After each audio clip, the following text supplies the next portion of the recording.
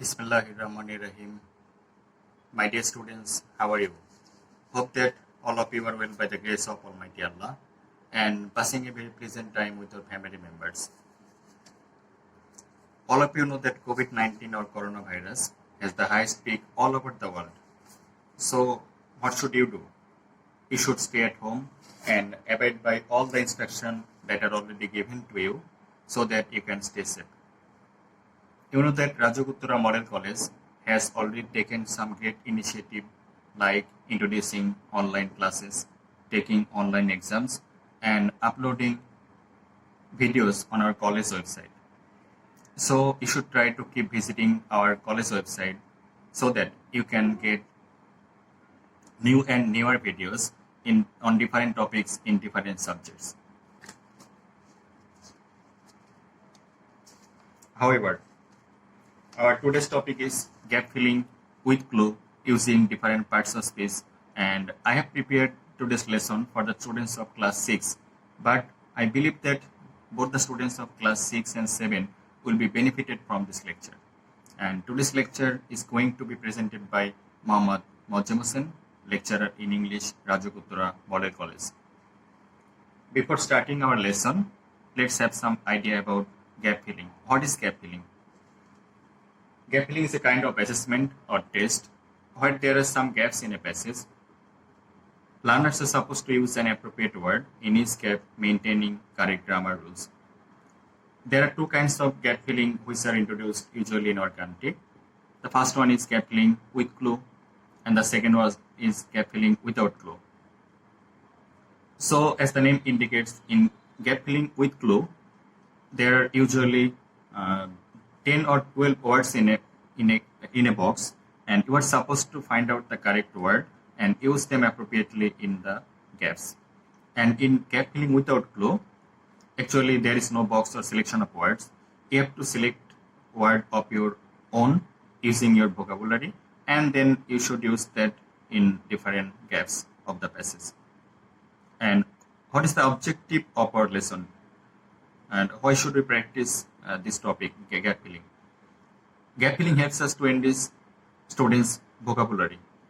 Suppose there are 12 words in a passage, and you know the some meaning of this word, and you don't know the meaning of some words. And so by practicing gap filling, you can find out the meaning, contextual meaning of this word, and you can use different parts of this. So you can, by practicing gap filling, you can have a good command over different parts of this also, and then you can have a good command over sentence structure practicing gap filling. If you notice the sentence structure very carefully, you can be sure about some grammar rules of the sentences. So it helps you to complete the word and know the pattern of the sentence. And you, as I told you earlier, that you can be sure of different parts of it. Suppose you know the meaning of this word, and there are different uses of this word in the box. So you can have a good command of parts of it also, which is very essential for the students. Now let's have a look at different parts of it. In English language, we use 8 kind of parts of it. The first one is noun. By noun, we mean a word which means the name of anything, any person, any place, or any quality, any material. So a noun is a naming word. Then comes pronoun. We usually use a pronoun instead of a noun to avoid the repetition of same noun again and again. We can use a pronoun. Then adjective. An adjective is a modifying word which actually modifies a noun, and it describes the quality or quantity or number of a noun. Then verb. Then comes verb. Verb is a doing word. Verb means to do something, or verb also means an action to do something. Okay. Then comes adverb. An adverb usually is a modifying word. An adverb modifies actually a verb, but an adverb may also modify another adverb or an adjective. So an adverb usually modifies a verb, an adjective, or another adverb. Even an adverb may modify a whole sentence sometimes. Then comes preposition. A preposition is a word which actually relates to a noun or pronoun. So a preposition is used before a noun or a pronoun, and it relates to that particular noun or pronoun. Then comes conjunction. A conjunction is a connecting word. Actually, we use a conjunction to connect two words, two clauses, or even two sentences. So it is a connecting word. And by interjection, it means a feeling or emotion, a feeling or emotion, or sadness, happiness, all these are expressed by an interjection. Okay, now let's practice some passages from here that I have selected today. The first passage is about deforestation, and I suggest you, when you are asked to do any gap filling, you should follow the box and you should try to know the meaning of this word. And sometimes you can guess of the meaning. If you don't know, you can find out the contextual meaning from the passage. So I suggest you should read the passage for at least 2 times. Then you can find out the meaning of all these words and use them correctly in these gaps, and then you can write it in your exam copy. Okay, now let's go to first passage and see the word. The first one is crisis. Crisis means danger. And then into, cut, rain. You know the meaning of this word, I think. Destroy. Destroy means to demolish something. Unsuitable, which is not suitable. And then suitable. Food. Leave. Affect. Effect. Actually, affect is used as a verb in most cases, and effect is used as a noun. And there is another word, rise. Okay. If we dash this at random, there is no verb in this sentence, in this clause. So we should use a verb here, and the verb should be cut. If we cut this at random means spontaneously. One day our country will turn dash a desert. You know that after turn we use into as a preposition here. So the correct answer for Gatsby should be into. Turn into. All living animals and birds will not find any dash or shelter, any food or shelter. So there is a similarity between these two words, food and shelter, to dash in. If you notice the preposition in, and here is the only word with which we can use in here, live in. So the meaning is also correct here, shelter, to live in. They will be dash, they will be destroyed. So the structure is passive or passive voice here. You know that in any passive voice, we usually use the past participle form of verb. So that destroyed is already used in past participle form. There will be no dash, there will be no rain.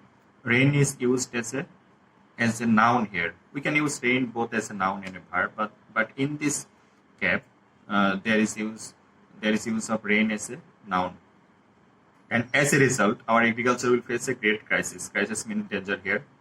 The temperature will dash, the temperature will rise, and it will cause greenhouse effect. As I told you earlier that effect is used as a noun, and we need a noun here, so the correct answer should be effect. The country will be dash for living. The country will be unsuitable for living. You know that because of global warming, the weather is changing, and it is going to be difficult for us to live here. And various natural disasters like flood, famine, drought, etc. will affect our country.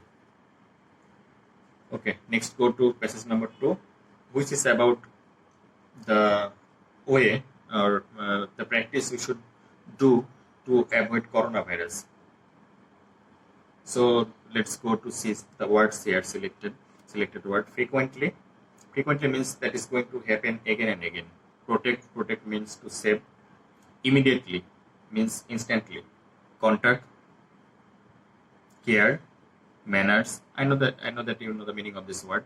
Hardly means that which happens very rarely or scarcely. Sneezing, advice. Symptom, flexed is the position that we should use while coughing or sneezing. Then breathing. There is some dash that you must follow to avoid coronavirus. There are some manners. There are some manners that So in gaps A, you should use manners here. There are some manners that you should follow to avoid coronavirus. Wash your hands dash or wash your hands frequently. So frequently is the correct word here. Wash your hands frequently using soap and water or an alcohol-based hand rub. Cover your mouth and nose with dash elbow, with flexed elbow or tissue when coughing or sneezing. So it is advised that when you cough or sneeze, you should use a tissue, and you should keep your mouth and nose in a flexed position. In a flexed elbow, you should cough or sneeze. Okay. Dispose any used tissue immediately. So when you use any tissue, you should dispose it very immediately or very quickly. Avoid close contact with anyone. So for gaps, if you can use contact here with anyone who has cold or flu-like symptom. The people who have already got cold or flu, you should always avoid close contact with them. It is suggested that you should maintain only 1 meter of distance from these people. The use of a medical mask is advised. So advice is used as a passive structure here in past participle form. If you have respiratory symptoms, to dash others, to protect others. So to protect others, you should always use a medical mask if you have this kind of face this kind of problem. Seek medical care early if you or any of your family members. So for gaps B, you should use care here. Or your family members has a fever, cough, or breathing difficulty. So it is advised that if you or any of your family members face this kind of problem, suppose fever, cough, or breathing difficulty, then you should always seek medical care. At least you should give medical tips from the specialist doctor.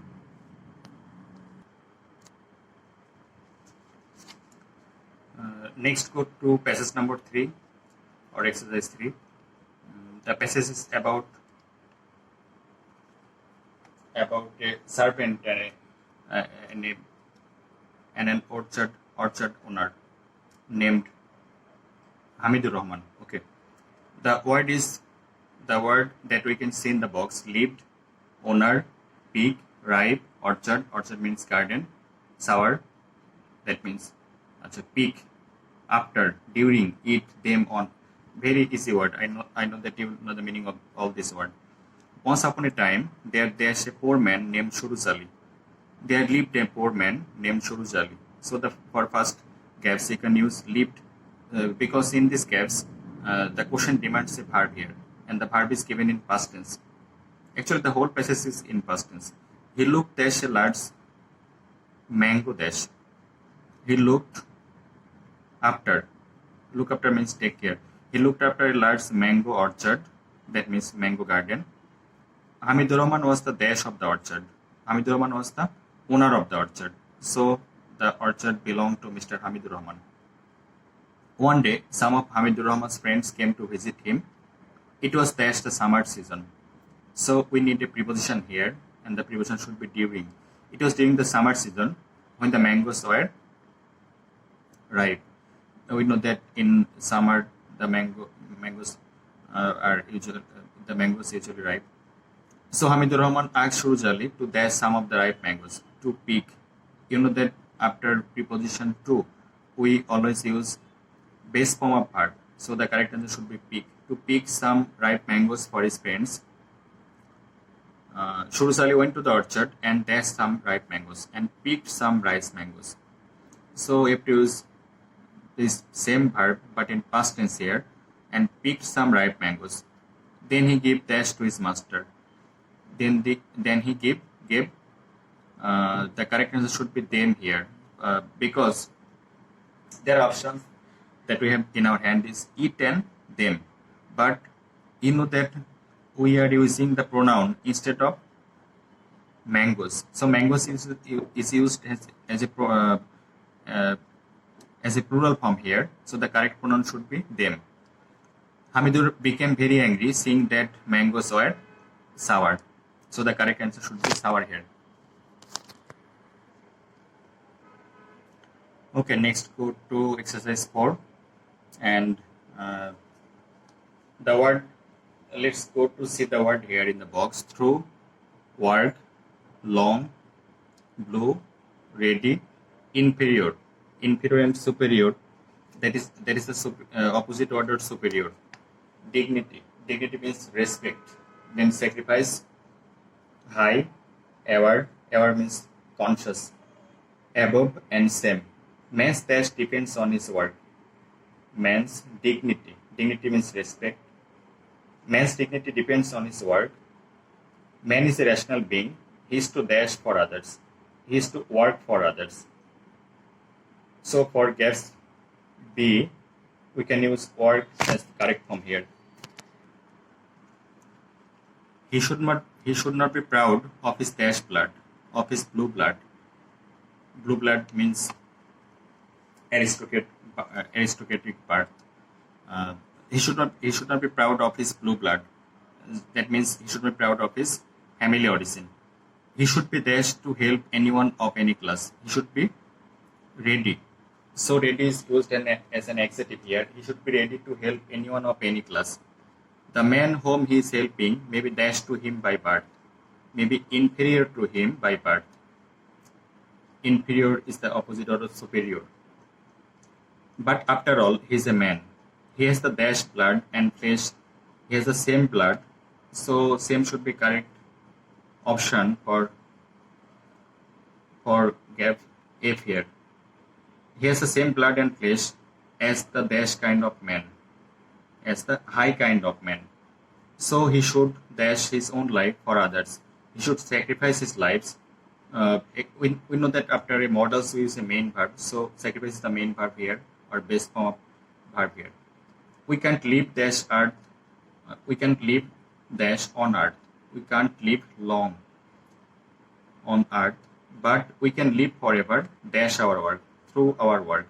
So through is the correct option for gaps J. Let's go to next passage, and it's about the importance of education. And the word here in the box, channel, prosperity, latent means hidden, also, true, by, at, ideal, sympathetic means kind, then spiritually, indeed means really or actually, then great. A student or learner can improve all his past talent. Talent is used as an abstract noun, so we should use an adjective here, and the adjective for gaps A should be latent. Latent talent means hidden talent through the dash of proper education, through the channel of proper education. So channel should be correct answer for gap B. Proper education aims dash developing him, aims at. We know that after aim, we use at as a preposition, not only physically, but also mentally. So for gaps D, we can use also. Such education makes him an dash person, an ideal person. He can lead his life to the way of peace and dash, peace and prosperity. We usually use peace and prosperity as similar word. A dash educated man is dash and dash. A dash educated man. A true educated man. A true educated man is dash, is sympathetic. That means a person who is truly educated, he must be sympathetic or kind. Dash proper education makes him mentally. The correct word should be indeed for gaps I. Indeed, proper education makes him mentally and dash develop, mentally and spiritually develop. So for gaps J, the correct option should be spiritually. Next, go to passage number 6, and it is about the season, spring season. There is some word in the box: cheerful, keen, loaded, busy, gentle, new. Very easy word. You know the meaning of this word. Pleasantly, that means cheerfully, and pleasant, gloomy. Gloomy means sadly or like that. Opposite word of pleasantly. Then flowering, festivals means occasion, and then happen. Spring is called the dash of all seasons, the king of all seasons. So for gap A, we can use king as correct option here. It is the most dash weather of the world. It is the most cheerful weather of the world. So for gaps B, you can use cheerful. The trees become dash with dashed leaves. The trees become loaded. Loaded is the correct option here. With dashed leaves, with new leaves. You know that in spring season there are new leaves on the trees. Nature looks dash. Nature looks cheerful. Cheerful is the correct option here. The cuckoo sings dash. The cuckoo sings pleasantly.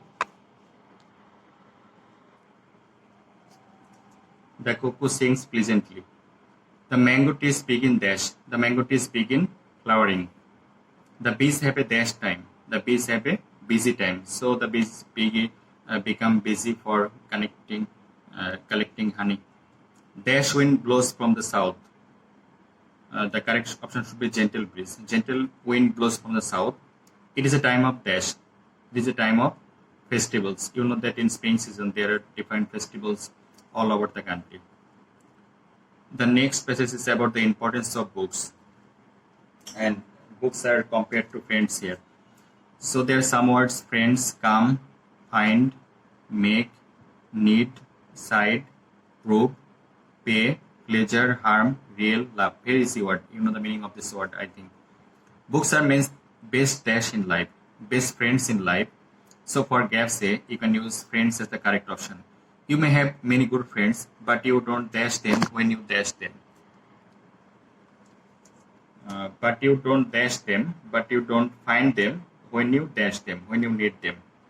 They may not always dash to you with sympathy. They may not come to you with sympathy.